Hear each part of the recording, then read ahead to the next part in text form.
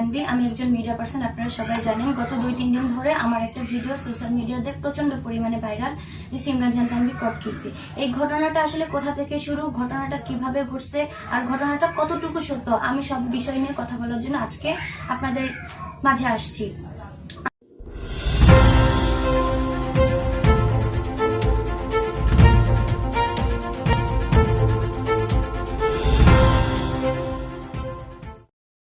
আমি একজন media person, আপনারা সবাই জানেন। গত 2-3 দিন ধরে আমার একটা ভিডিও সোশ্যাল মিডিয়াতে প্রচন্ড পরিমাণে ভাইরাল, যে সিমরান জাহান তানভীর কট খেয়েছে।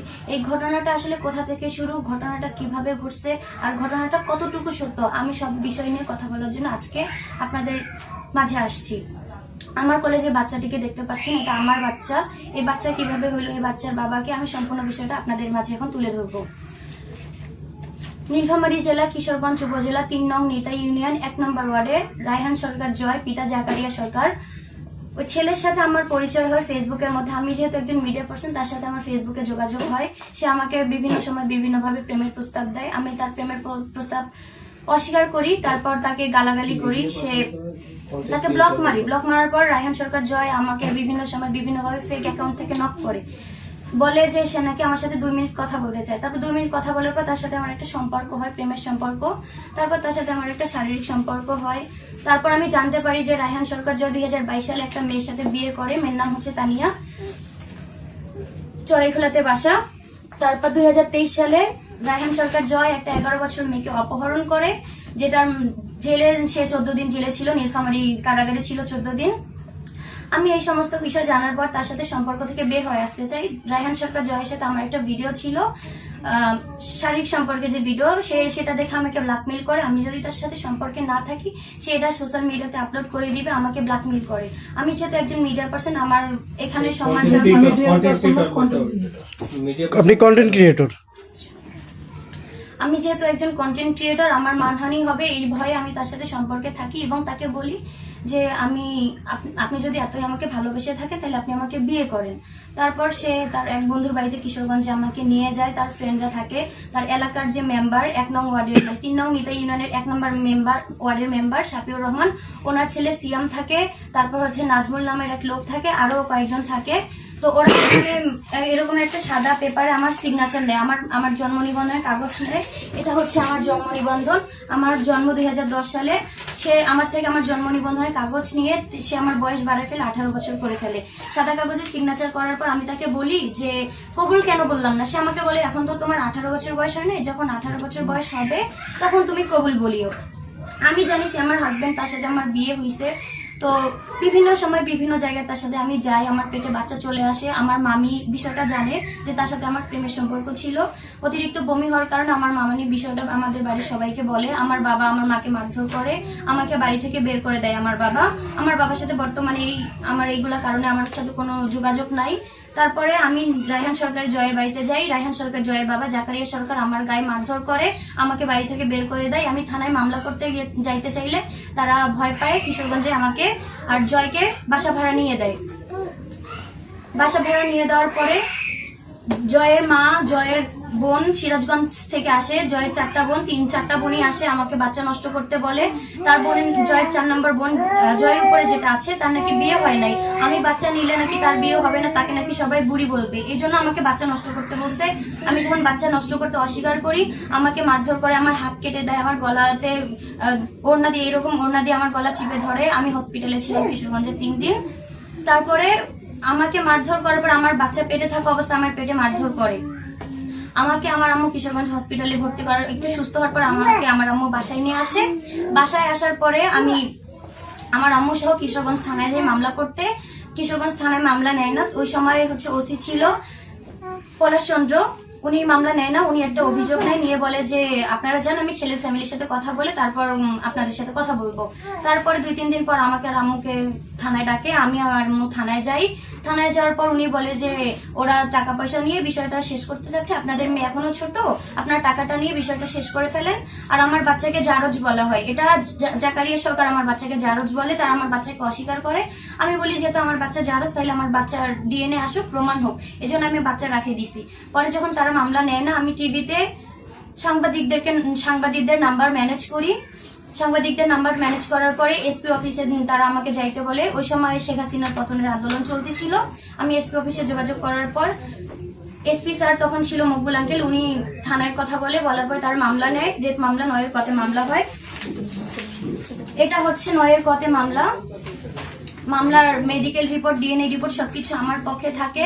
তারা আমাকে ওই যে এলাকার মেম্বার, 1 নং ওয়ার্ডের মেম্বার শাফিউর রহমান, উনি বারবার আমার আম্মুকে ফোন দেয়, দিয়ে আমার আম্মুকে বলে আপনাদের মেয়ে এখনো ফুটন্ত গোলাপ, 14 বছর বয়স, আপনারা তারা 12 লাখ টাকা দিতে চাচ্ছে, আপনারা টাকাটা নিয়ে মামলাটা তুলে ফেলেন। এরকম কথাবার্তা যখন বলে আমার আম্মু তাদেরকে বলে আপনাদের সাথে কোনো কথা বলতে চাই না, আপনাদের যদি কিছু বলার থাকে আপনারা কোর্টে আসতে পারেন। উনি এই সমস্ত কথা বলার কারণ হচ্ছে উনি 25,000 টাকা খাইছে জয়ের বাবার কাছ থেকে, আর ওনার ছেলে সিয়াম আহমেদ উনিও এই বিষয়ে জড়িত আছে আমার সাথে এই অন্যায় হওয়ার পিছনে। তারপরে যখন নীলফামারী কোর্ট থেকে তার জয়কে জামিন করাইতে পারতেছিল না, তখন হচ্ছে নিজের বোনকে, যেটা সিরাজগঞ্জে বাড়ি, জুথি নাম ওনার, জুথি আমার মায়ের জায়গায় বসে, আর জুথির মেয়ে আমার জায়গায় বসে কোর্টকে মিথ্যা প্রচারণা দেখায়, কোর্ট থেকে জামিন নেয় মিথ্যা তথ্য দিয়ে, ভুল তথ্য দিয়ে আমার জায়গায় বসে বলে আমাদের কোনো দায় দাবি নাই, আপনারা জামিন করাই দিতে পারেন। পরে আমার আম্মু তার জামিনের বিরোধিতা করে 3 তলা নারী শিশু কোর্টে যে জজ, উনি আমার পক্ষ নিয়ে কথা বলেন। ওই কোর্টে 40 জন উকিল ছিল, আমার পক্ষ নিয়ে কথা বলে, সমস্ত প্রমাণ আমার পক্ষে থাকার কারণে ওর আবার অ্যারেস্ট হয়। পরে হচ্ছে ওর জামিন 6 মাসের জন্য হাইকোর্ট থেকে করানো হয়। হাইকোর্টে 6 মাসের জামিন নিয়ে আসে, আমাকে বিভিন্নভাবে হুমকি ধামকি দেয়। আমি যদি মামলা তুলে না নেই, জয়ের যে ভাই, চাচাতো ভাই রফিকুল মেম্বারের ছেলে রুবেল সরকার আমাকে হুমকি দেয়, আমি যদি মামলা তুলে না নেই আমার মুখে এসিড দিবে, আমি কিশোরগঞ্জে গেলে আমাকে যেখানে পাবে সেখানে উলঙ্গ করে ভিডিও নিয়ে অনলাইনে ছাড়ে দিবে, আমার বাচ্চাকে খুন করবে, আমাকে খুন করবে। পরবর্তীতে আমি তার বিরুদ্ধে পরপর 4-4টা জিটি হয়, জিটি গুলো আছে। তারপর হচ্ছে আমার আর রায়হান সরকার জয়ের হচ্ছে যে ভিডিওটার কথা বলতেছিলাম, সেই ভিডিও অনলাইনে পোস্ট করার জন্য আমাকে বিভিন্নভাবে হুমকি ধামকি দেওয়া হয়। সেটার পরিপ্রেক্ষাপটে ওই ছেলের সাথে পর্নোগ্রাফি মামলা হয়। এটা পর্নোগ্রাফি মামলার হচ্ছে কপি কাগজ। তারপরে এত কিছু হওয়ার পরে হচ্ছে যখন তারা আমার সাথে পারতেছিল না, আমার নামে ফেক অ্যাকাউন্ট খুলে ওরা নিজেদের চরিত্র নিয়ে অশালীন কথাবার্তা বলে রংপুরে সাইবার ট্রাইব্যুনালে আমার বিরুদ্ধে মামলা করে আসছে। ওখান থেকে আমি জয়ী হয়ে আসছি। তারপর আমার সাথে এত কিছু হওয়ার পরেও যখন পারতেছিল না, নীলফামারী কোন মাথা, ওনার নাম মানে ওনাকে দিয়ে আমার সাথে কথা বলেছে, আমি যদি মামলা তুলে না নেই আমার নাকি বড় ক্ষতি হবে, আমাকে 5 লাখ টাকা দিবে, এখন মানে 5 লাখ টাকা দিবে আর বাচ্চাটা ওরা নিয়ে নিবে। আমি বাচ্চাটার বয়স বর্তমানে 19 মাস চলতেছে। বাচ্চাটার এখন পর্যন্ত গত 19 মাসে 4,34,037 টাকা বাচ্চার পিছনে আমার খরচ গেছে, যেটার প্রমাণ বাচ্চার পিছনে কয় টাকা খরচ করছে আমি সম্পূর্ণটা লিখে রাখছি। এখন আমি যখন মামলা তুলতে চাই নাই, আমাকে হুমকি দেওয়া হয়েছে আমি নাকি মামলা তুলে না নিলে আমার নাকি বড় ধরনের ক্ষতি করে দিবে।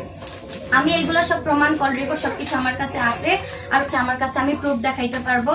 এখন আমি যেহেতু একজন কন্টেন্ট ক্রিয়েটর, আমার যেহেতু একটা 18 মাসের বাচ্চা আছে, 18-19 মাসের বাচ্চা আছে, আমার বাচ্চার ভরণ পোষণ আজ পর্যন্ত তারা 18 পয়সাও দেয় নাই, বাচ্চার খোঁজ খবর নেওয়া তো দূরের কথা, বাচ্চার হাত ধরে তারা ওজন করে নেই। আমি তো কোনো প্রস্টিটিউট না যে নিজের ইজ্জত বিক্রি করে বাচ্চার ভরণ পোষণ দিব।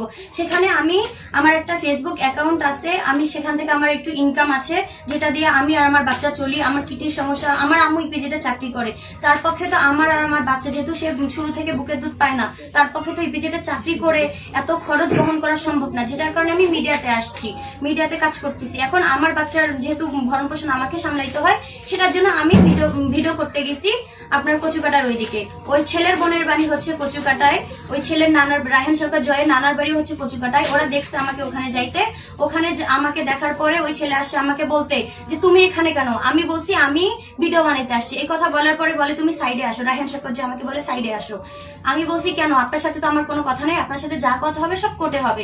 বলে তুই মামলা তুলবি কিনা? আমি যখন বলছি যে আপনার সাথে আমি কোনো প্রকার কথা বলতে চাই না, সে আমার চুলে হাত দিছে। চুলে হাত দেওয়ার পর সে তার বন্ধুকে বলতেছে একটা ভিডিও বানাতো, এই ভিডিওটা অনলাইনে ছাড়বো। এভাবে বলার পরে তার ফ্রেন্ড সাইডে যায় ভিডিও বানাইছে।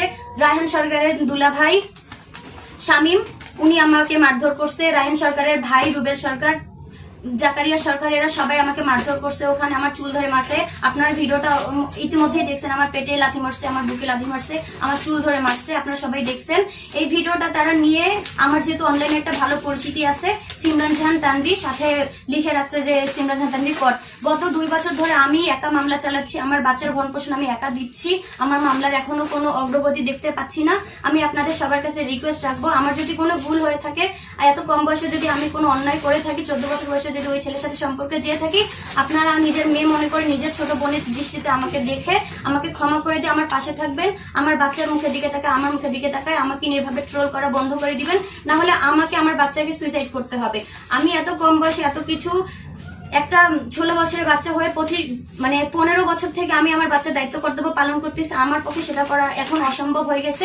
আমি চাই আপনারা আমার পাশে এসে দাঁড়ান, আমার সাথে যে অন্যায়টা হয়েছে, আমার বাচ্চার সাথে যে অন্যায়টা হয়েছে, তার জন্য আপনারা আমার পাশে দাঁড়ান, আমি যাতে ন্যায় বিচার পাই সে পক্ষে আমাকে সাপোর্ট করবেন। আসসালামু আলাইকুম।